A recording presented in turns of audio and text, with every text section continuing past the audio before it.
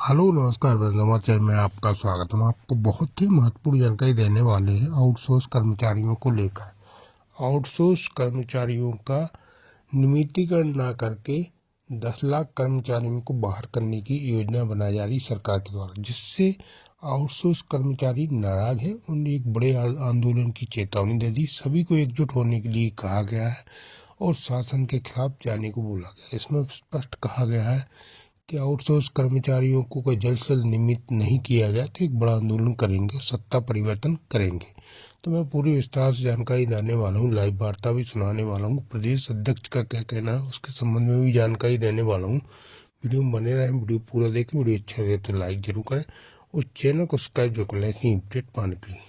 मध्य प्रदेश में कैडर व्यवस्था में किए गए बड़े बदलाव ने प्रशासनिक सिस्टम और कार्यालयीन कार्यप्रणाली को गहरे तनाव में डाल दिया है, जिसके चलते संभाग और जिला स्तर के निकायों में कर्मचारियों की पहले से चली आ रही कमी और अधिक गंभीर हो गई है। राज्य सरकार द्वारा लगभग 2 दशक पुरानी व्यवस्था को अचानक समाप्त किए जाने के बाद विभिन्न विभागों में आउटसोर्स, अस्थायी और संविदा कर्मचारी की छंटनी की प्रक्रिया तेज कर दी गई है। कर्मचारियों को सूचीबद्ध कर बाहर करने की कार्रवाई से पूरे प्रदेश में खलबली मच गई और नौकरी जाने के भय ने लाखों आउटसोर्स कर्मियों के सामने परिवार के भरण पोषण पर गंभीर संकट खड़ा कर दिया है।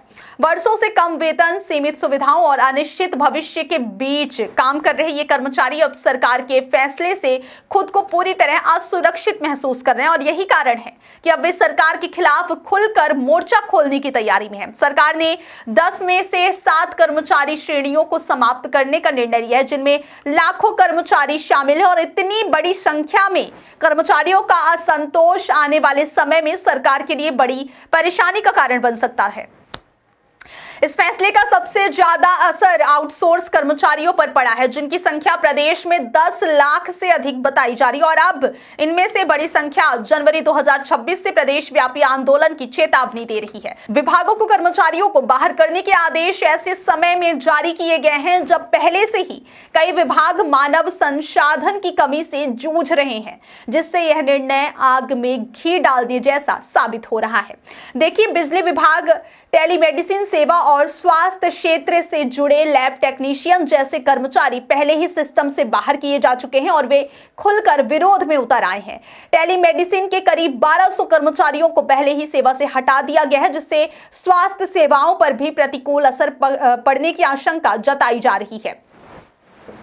सरकार के फैसले के बाद अब कर्मचारी की सेवाएं सीधे विभागों की बजाय निजी कंपनियों के माध्यम से ली जाएंगी, जिससे वे पूरी तरह कंपनियों के अधीन हो जाएंगी और उनका वेतन, पीएफ, छुट्टी और अन्य सुविधाओं का निर्धारण भी निजी कंपनियां ही करेंगी।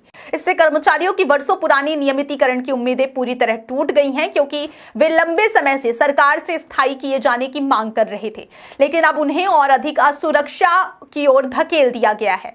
प्रदेश में स्वास्थ्य, बिजली, लोक निर्माण, पीएचई, सहकारिता, कृषि, ग्रामीण विकास, नगरीय प्रशासन, आवास और अन्य सरकारी संस्थानों में आउटसोर्स कर्मचारियों की संख्या सबसे अधिक और यही विभाग अब सबसे ज्यादा प्रभावित हो रहे हैं।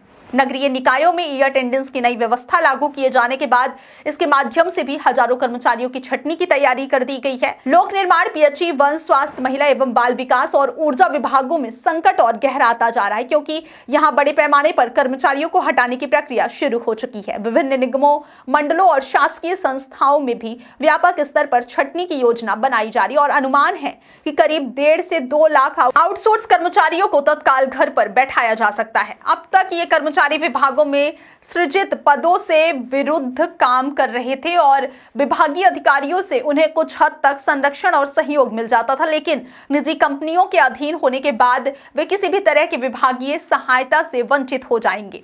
कर्मचारी संगठनों का कहना है कि सरकार ने यह फैसला पूरी तरह एक तरफा लिया है और इससे पहले ना तो कर्मचारियों से और ना ही उनके संगठनों से कोई चर्चा की गई है। आउटसोर्स कर्मचारी संघ के प्रदेश अध्यक्ष वासुदेव शर्मा ने सरकार के निर्णय का कड़ा विरोध करते हुए कहा है कि मुख्यमंत्री द्वारा 16 दिसंबर को कैडर व्यवस्था खत्म करने की घोषणा के महज 9 दिनों के भीतर ही विभागों ने छटनी शुरू कर दी है, जो कर्मचारियों के साथ अन्याय है।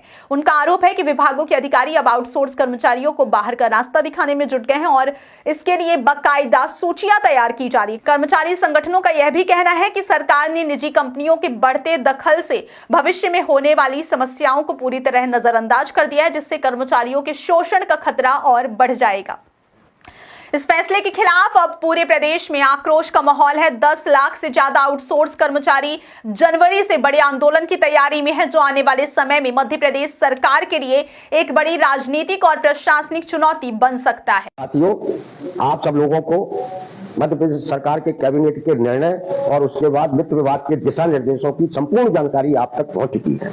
मीडिया ने भी इस मुद्दे को बहुत प्राथमिकता से आप लोगों तक पहुंचाया है। चैनलों में डिबेट भी हुई है। कई वेबसाइट जो है इस पर लगातार काम कर रही है। सरकार का फैसला यह है कि उन्हें 2027 तक जितना भी आउटसोर्स कर्मचारी है उसे चरणबद्ध तरीके से घर बिठाना है, हटाना है। क्यों हटाना है? इसके पीछे सरकार का जो चिंता है वो ये है कि जितना भी आउटसोर्स कर्मचारी काम कर रहा है, चाहे वो कंप्यूटर ऑपरेटर है, चाहे ड्राइवर है, चाहे बॉर बॉय है, चाहे सफाई कर्मी है, चाहे चौकीदार है, चाहे चपरासी है, ये सारे के सारे लोग सरकार द्वारा स्वीकृत स्थायी पदों के विरुद्ध काम कर रहे हैं और बाकायदा सरकारों ने समय समय पर ये पद स्वीकृत भी किए अलग अलग विभागों के अंदर। आज जब ये नियमितीकरण की मांग उठने लगी, इनके स्थायीकरण की मांग उठने लगी, एक अलग कैडर बनाकर संविलियन की मांग उठने लगी, तब सरकार को लगा कि अब यदि यह मामला और ज्यादा आगे बढ़ा, तूल पकड़ा, तो सरकार फंस जाएगी और उन्हें इनको नियमित करना पड़ेगा। इसलिए सरकार ने दिशा निर्देश जारी किए कि इनसे पीछा छुड़ाया जाए, 2027 तक इनको निकाला जाए, फिर निजी एजेंसियों के जरिए नए सिरे से फिक्स टर्म एम्प्लॉयमेंट के तौर पर इनकी नियुक्तियां की जाए। ऐसा इसलिए करना चाहते हैं कि अभी तक जितनी नियुक्तियां हुई थी वो बाकायदा विभाग द्वारा स्वीकृत पदों के ऊपर हुई थी और बाकायदा नियुक्ति में विभाग की सहमति हुआ करती थी। कई जगह तो ऑनलाइन परीक्षाएं भी ली गई थी, तब इनको नियुक्तियां दी गई। सरकार अपने आप को बचाने के लिए न्यायालयीन प्रक्रिया में कहीं वो फंस न जाए, इससे बचाने के लिए उसने आउटसोर्स कर्मचारियों को 2027 तक निकालने के दिशा निर्देश जारी किए हैं। अब आपके सामने एक ही रास्ता है कि आप जिस तरीके से 2003 में दैनिक वेतनभोगी अपनी नौकरी को बचाने के लिए सड़क पर आए थे, सरकार ने नहीं सुना तो उन्होंने सरकार बदल दी थी। आज आपके सामने मौका है कि आप भी अपनी नौकरी को बचाने के लिए, अपने भविष्य को सुरक्षित कराने के लिए कामगार क्रांति आंदोलन का हिस्सा बने। इस संबंध में हम 4 जनवरी को भोपाल के साजानी पार्क में एक बैठक करने वाले हैं।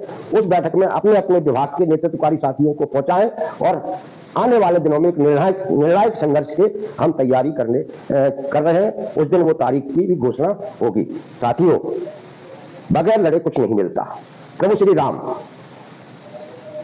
समुद्र से रास्ता मांग रहे थे लंका जाने के लिए, समुद्र ने उनको रास्ता नहीं दिया।